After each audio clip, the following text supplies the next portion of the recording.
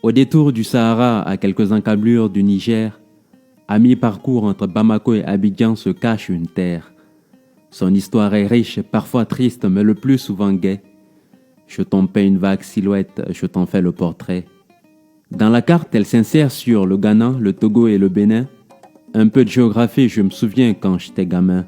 Une soixantaine d'ethnies dans la paix jour et nuit se côtoient, dans ce havre qui a vu naître Thomas Sankara.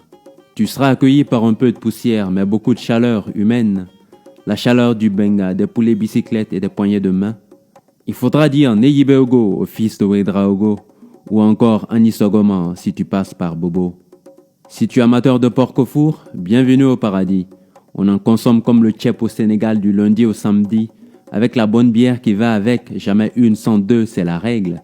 Simple prétexte de soulage et la nostalgie de la fête de la bière. Dans la capitale sur 2 roues, il y a autant de motos que d'habitants. Pas besoin d'attendre le bus, le temps c'est de l'argent. Il n'y a pas de car rapide, encore moins de Zémidjan. Chez nous on roule tous en personnel, à partir de 10 ans. Au Faso on est fier d'un tas de trucs, le Fespaco, le Siao. On célèbre l'artisanat et le cinéma 1 an sur 2 dans ce hameau. Tu connais certainement Floby, Bila Kakora ou Smarty, entre autres. Un petit hommage à toi tout là-haut, Georges Ouedraogo. Ce n'est pas grave si à l'étranger on nous accorde le style de Souké et Siriki. C'est vrai que côté sap on craignait un peu, mais c'est le passé et je le dis. Une petite dédicace à nos chers étalons qui nos cœurs inondent de stress mais aussi de fierté. À quand notre Coupe du Monde? Si tu viens pour du tourisme, tu seras également bien servi. Il y a des montagnes, des vallées, des plaines. Va faire un tour au parc d'Arly. Tu seras émerveillé par la diversité de la faune et de la flore. Et ça te coûtera 3 fois rien. Je fais mon tour opérateur. Quelques adresses pour te guider dans ton périple touristique. Non loin de Ouaga, Laongo abrite les sculptures granitiques. Si tu vas à l'Europénie, tu verras comme des ruines, c'est beau. D'ailleurs, ce site est classé patrimoine mondial de l'UNESCO. Tu prendras un peu de hauteur sur les pics de Sindou et tu pourras vénérer les caïmans sacrés de Sabou. Si tu es plutôt pieux, visite la mosquée de Yulasoba, lieu de culte et de tourisme, tu pourras y prier Allah.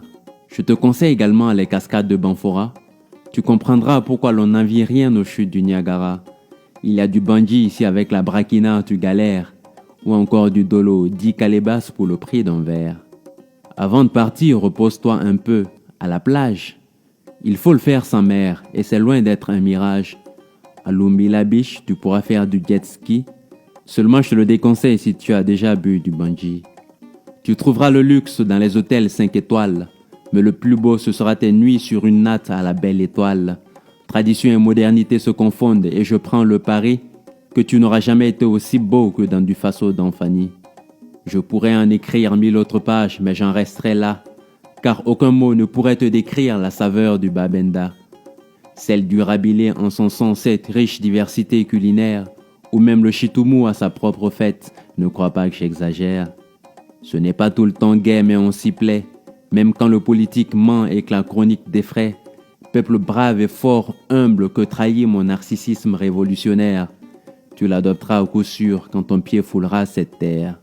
Carte postale du Burkina Faso, pays des hommes intègres, où l'hospitalité est sacrée, où l'étranger est plus qu'un frère.